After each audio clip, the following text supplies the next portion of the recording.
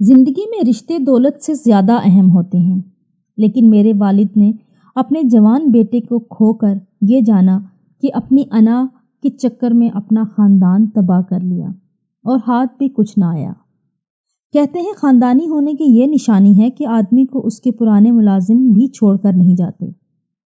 امی بھی ایک خاندانی خاتون تھی۔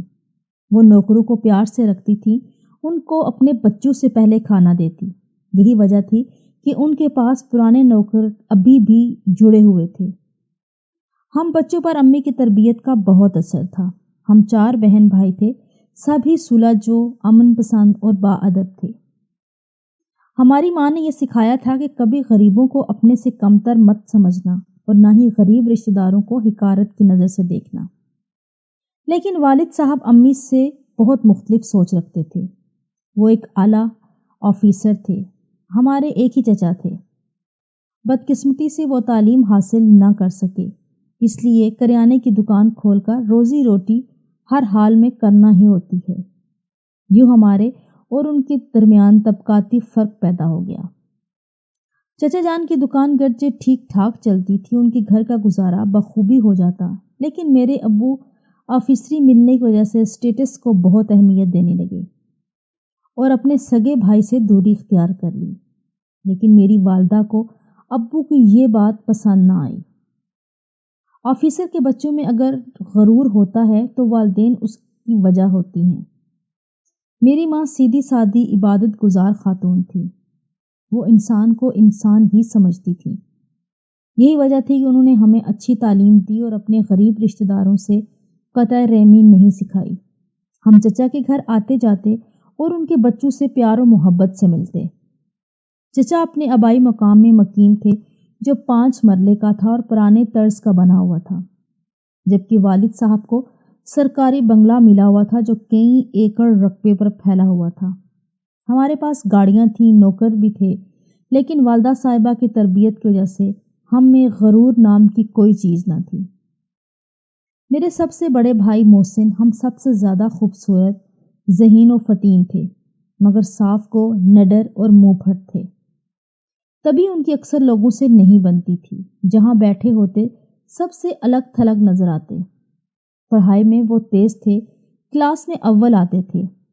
ان کو سب سے زیادہ چچا جان کے گھرانے سے شغف تھا۔ فارغ وقت میں وہاں چلے جاتے اور زیادہ تر چچا کے بچوں کے ساتھ وقت گزارنا پسند کرتے تھے۔ میرے والد کو اپنے افسر ہونے کا کچھ زیادہ ہی احساس تھا۔ وہ اپنے بھائی کو کمتر سمجھتے اور ہمارا چچا کے گھر آنا جانا اور ان کے بچوں کے ساتھ ملنا قطعی پسند نہ کرتے، بلکہ ہمیں بھی منع کرتے۔ ابو نہ کسی کو اپنے حلقے میں یہ بتاتے کہ میرے بھائی کی کریانہ کی دکان ہے اور نہ ہی یہ کہ میرا کوئی بھائی بھی ہے۔ وہ اپنے دوستوں سے بھائی اور بھتیجوں کا تعارف کروانا اپنی توہین سمجھتے تھے۔ اگر ان کو پتہ چل جاتا کہ محسن چچا کے گھر گیا تھا تو سخت خفا ہوتے، کہتے کہ ان لوگوں کے ساتھ میل جول سے کبھی بھی تم لوگوں کے رشتے اچھے گھرانوں میں نہیں ہو سکتے، جبکہ میں تم لوگوں کے رشتے خاندان سے باہر اعلیٰ افسروں کے گھرانوں میں کرنا چاہتا ہوں۔ تم لوگ یہ بات کیوں نہیں سمجھتے کہ اعلیٰ گھرانوں کے لوگ رشتے ناطے کرنے سے پہلے یہ چھان پھٹک ضرور کرتے ہیں کہ جن لوگوں سے رشتہ جوڑ رہے ہیں ان کا خاندانی پس منظر کیا ہے۔ وہ اپنے چھوٹے بھائی کے بارے میں کہتے تھے کہ کاش یہ بھی پڑھ لکھ کر آفیسر بن جاتا تو میرے لوگوں کے سامنے اتنی سبکی نہ ہوتی۔ گویا ابو جان کی نظر میں دیگر پیشوں کی کوئی حرمت نہ تھی، وہ تو بس آفیسر ہونے کی وجہ سے سب جانتے تھے۔ ابو کی نخوت کے سبب چچا ہمارے گھر نہیں آتے تھے اور نہ ہی ان کے بچے ہمارے گھر آنا پسند کرتے تھے۔ ظاہر ہے جب سگا تایا ہی منہ نہ لگائے تو کیوں کر ان کا دل کرتا آنے کو۔ البتہ جب امی اور ہم لوگ ان کے گھر جاتے تو ہماری بہت آؤ بھگت کرتے اور بہت تپاک سے ملتے۔ امی نے ان لوگوں سے اپنے طور پر ناطہ رکھا ہوا تھا، ان کی خوشی غمی میں خود شریک ہوتی، لیکن محض ابو جان کی خفگی کے خوف سے کھلم کھلا ان سے نہیں ملتی تھی۔ یوں ہمارے خاندان میں عجیب سے احساسات رواں پا گئے۔ ہم اپنے غریب رشتہ داروں سے ملتے تھے، ان سے پیار بھی کرتے تھے اور اس بات کو سب سے چھپاتے بھی تھے۔ اپنے باپ کے اس طرز سے ہم خوش نہ تھے، بس چلتا تو ان کی سوچ ہی بدل دیتے۔ وقت گزرتا رہا، یہاں تک کہ ہم بڑی کلاسوں میں پہنچ گئے۔ حسن بھائی نے MBA کر لیا تو ان کو ملک سے باہر جانے کی سوچی۔ ابو چاہتے تھے کہ وہ کسی اعلیٰ افسر کی بیٹی سے شادی کر لیں اور اس کے ذریعے باہر نکل جائیں۔ اس کے لیے انہوں نے کافی تگ و دو بھی کی۔ والد صاحب اعلیٰ افسر، ان کی ممائے فیملی دعوتیں کرتے۔ یہ ایسے افسر تھے جو اپنے بچوں کے لیے ہونہار نوجوانوں کی تلاش میں تھے اور اپنے ہونے والے داماد کو بیرون ملک بھجوانے کی استطاعت بھی رکھتے تھے۔ لیکن محسن بھائی کو والد کے یہ منصوبے بالکل پسند نہ تھے۔ وہ کہتے تھے کہ میں کسی کے دباؤ میں رہ کر خوشی کی زندگی نہیں گزار سکتا، اپنی کوشش سے جاؤں گا، اور اپنی کوشش سے جانے کا مطلب تھا کہ بندے کے پاس بہت سا مال و دولت ہو۔ ابو جان نے محسن بھائی کو بڑے گھرانے میں رشتے کے لیے راضی کرنا چاہا، مگر ان کو وہ لڑکیاں پسند نہیں آئیں جو ابو نے ان کے لیے پسند کی تھیں۔ ان دونوں لڑکیوں کے باپ اس قدر صاحب حیثیت تھے کہ وہ محسن کو اپنے خرچے پر حکومتی ذرائع سے بیرون ملک اعلیٰ تعلیم دلوا سکتے تھے، بزنس بھی کرا سکتے تھے اور دولت مند بنا سکتے تھے۔ میرے والد کو بیٹے کا رویہ بڑا دکھ تھا۔ محسن بھائی والد کو سوداگر نہ باتوں کو نہ صرف یہ کہ سمجھتے ہی نہیں تھے بلکہ سرے سے اہمیت ہی نہ دیتے تھے۔ اس کے برعکس وہ چچا جان کے گھر دوڑے دوڑے جاتے۔ دراصل شروع سے ہی بھائی چچا زاد عتیقہ کو پسند کرتے تھے اور اس کے ساتھ شادی کے آرزومند تھے۔ اس بات کا تذکرہ انہوں نے مجھ سے اور امی جان سے بھی کیا، مگر ہم لوگ عقیقہ کو چاہتے بھی تھے اور ابو کے خوف سے دم سادے تھے۔ محسن بھائی نے بتلا دیا کہ شادی کروں گا تو صرف عتیقہ سے، ورنہ کسی سے نہیں کروں گا۔ یہ بات آپ میری سن لیں۔ بہت کوششوں سے وہ اپنے بل بوتے پر بیرون ملک جانے میں کامیاب ہو گئے۔ جاتے ہوئے مجھے تاکید کر گئے کہ عتیقہ کی خبر رکھنا، ایسا نہ ہو میرے پیچھے اس کی کسی اور سے شادی ہو جائے۔ حالات مجھ کو لکھتی رہنا، اگر اس کے رشتے کی سن گن پاؤ تو فوراً خبر کرنا، میں فوراً پہنچ جاؤں گا۔ 3 برس بعد وہ بیرون ملک سے وطن واپس آ گئے۔ ان دنوں عتیقہ فائنل ایئر میں تھی اور ابھی تک اس کے رشتے کی کہیں بات طے نہیں ہوئی تھی۔ محسن بھائی نے جب ہر طرح سے اطمینان کر لیا تو وہ دوبارہ بیرون ملک جانے کی سوچنے لگے۔ اس بار امی اور میں نے بہت منع کیا، لیکن انہوں نے یہی کہا کہ ایک بار اور میرا جانا ضروری ہے، اگلی بار آؤں گا تو عتیقہ سے شادی کر لوں گا۔ چچا جان اور چچی سے کہہ دینا کہ اگر انہوں نے بیٹی کا رشتہ کہیں اور کیا تو میں گھر کی اینٹ سے اینٹ بجا دوں گا، اور آپ لوگوں بھی میری شادی کی تیاری رکھنا۔ گھر والوں نے ان کی کسی بات کو سنجیدگی سے نہ لیا، کیونکہ ہم سب ہی ابو کی اشاروں کے غلام تھے۔ چچا بھی ان کا مزاج جانتے تھے۔ میں نے ان کو محسن بھائی کا پیغام پہنچا دیا۔ وہ سن کر خاموش رہے۔ چچا جان، محسن ہی نہیں، میں بھی یہی چاہتی ہوں کہ عتیقہ میری بھابھی بنے۔ میں نے کہا تھا، بیٹی تمہارے چاہنے سے کیا ہوتا ہے؟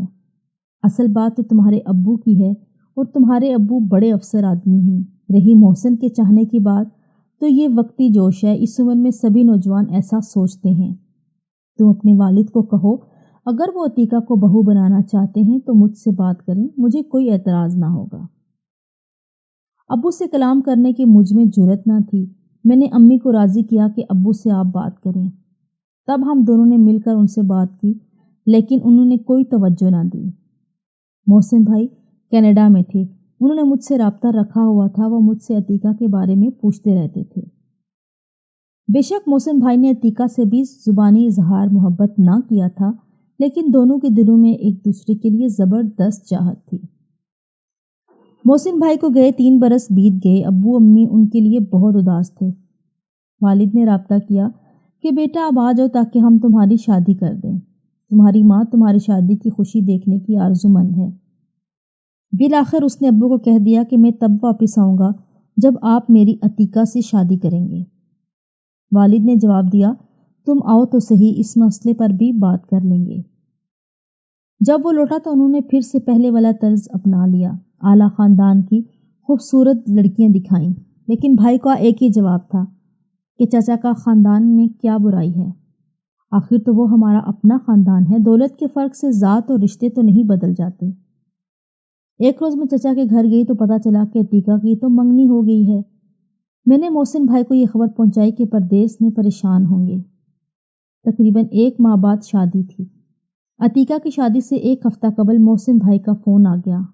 کہنے لگے، عارفہ، میں نے خواب میں دیکھا ہے کہ عتیقہ کی شادی ہو رہی ہے۔ کیا یہ بات سچ ہے؟ مجھے سچ بتانا۔ مجھ سے جھوٹ نہ بولا گیا ورنہ وہ بعد میں ناراض ہوتے۔ سب سچ بتا دیا۔ وہ پھر بھی ناراض ہوئے اور فون رکھ دیا۔ عتیقہ کا گھر سجا ہوا تھا۔ اگلے دن اس کی رخصتی تھی کہ محسن بھائی آ پہنچے۔ سارے گھر والے حیران تھے کہ یہ عین وقت پر کیسے پہنچ گیا۔ خدا خیر کرے، کہیں رنگ میں بھنگ ہی نہ ڈال دے، کیونکہ اس کے مزاج کو سبھی جانتے تھے۔ جو بات کرنی ہوتی ڈنکے کی چوٹ پر کرتا تھا۔ محسن بھائی کے تیور دیکھ کر میں ڈر گئی، دعا مانگنے لگی کہ اللہ خیر کرے، دیکھیں کیا ہوتا ہے۔ گھر پہنچنے کے تھوڑی دیر بعد وہ نہا دھو کر لباس تبدیل کر کے گاڑی میں چچا کے گھر چلے گئے۔ عتیقہ کے گھر بارات کا انتظار ہو رہا تھا اور وہ دلہن بنی بیٹھی تھی۔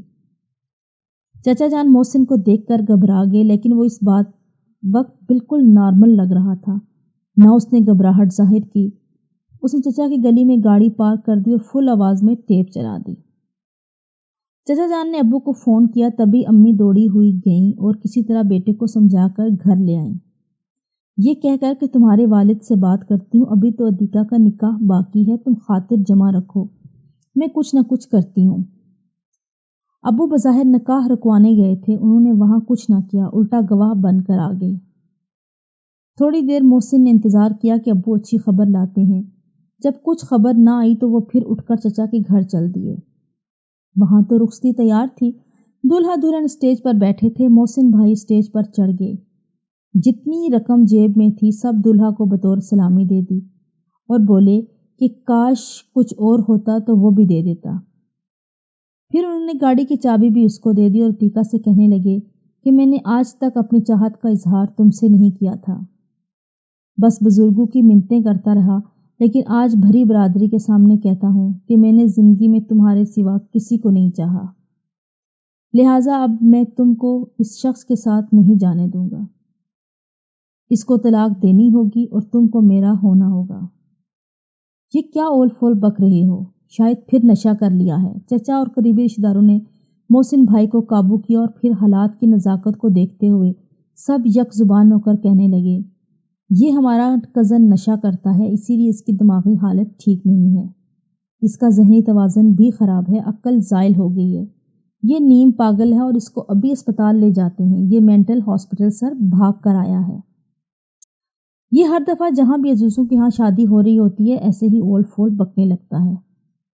اس کے ساتھ ہی ان لوگوں نے پکڑ دھکڑ کر کے محسن بھائی کو قابو میں کیا اور اٹھا کر ایک کمرے میں لے گئے۔ کمرے کو باہر سے بند کر دیا اور اس کے چیخنے چلانے کی بھی کوئی پرواہ نہیں کی۔ بیچاری عتیقہ حیران و پریشان رونے لگی۔ اس نے کچھ کہنا چاہا تو اس کی ماں نے اس کے منہ پر ہاتھ رکھ دیا۔ فوراً ہی رخصتی کر دی گئی۔ اس سے پہلے کہ دولہا والے معاملے کو سمجھ جاتے، ان کو دلہن کے ہر قریبی عزیز نے یہی سمجھایا کہ محسن ان کے خاندان کا ایک پاگل لڑکا ہے، اگر ذہنی طور پر درست ہوتا تو بھی اس طرح کی حرکت نہ کرتا۔ اگرچہ دولہا والوں کے ذہن میں سوال اٹھے بھی ہوں گے، مگر وہ نہایت شریف لوگ تھے، خاموش ہو گئے اور کسی نے کبھی تقریب میں رنگ میں بھنگ نہیں ڈالا۔ جو بیٹیوں والے ہوتے ہیں ایسے وقت میں حالات کو بگاڑنے کے بجائے سنبھالنے کی کوشش کرتے ہیں۔ رخصتی ہو گئی، بارات چلی گئی۔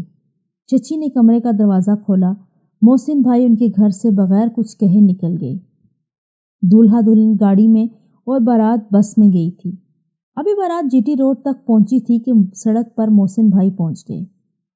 انہوں نے کتنی تیز رفتاری سے گاڑی چلائی، وہ دولہا دلہن والی گاڑی کے آگے آگے چلنے لگے۔ گاڑی نے سائیڈ دے کر ان کو بچانے کی کوشش کی، مگر باراتیوں سے بری بس جس کی رفتار تیز تھی ان کی گاڑی پر چڑھ گئی اور بھائی کی کار بری طرح بس کی زد میں آ گئی۔ بھائی سڑک پر تڑپنے لگے۔ بس رک گئی، باراتی بس سے اتر گئے۔ سب جائے حادثہ پر جمع ہوئے۔ محسن بھائی نے موقع پر دم توڑ دیا۔ اس وقت دلہن کو نہ بتایا گیا کہ کون بس کے نیچے آ گیا، بلکہ چچا دولہا دلہن کی گاڑی کو بہت آگے نکال کر لے گئے۔